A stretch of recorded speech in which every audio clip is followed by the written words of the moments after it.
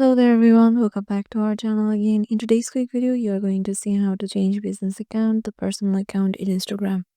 So to do that, let's head over to our Instagram account.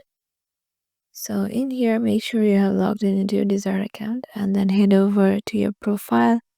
So this account is a professional account. The business account works same.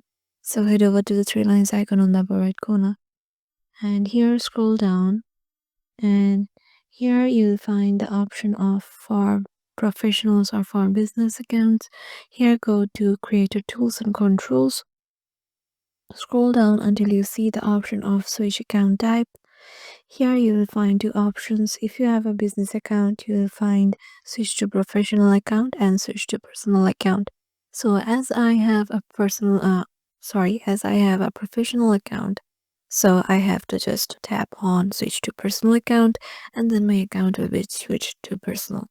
So yeah, this is how easy it is. Hope this video will help you out. Make sure to give it a thumbs up and subscribe to our channel, and we will see you in the next video.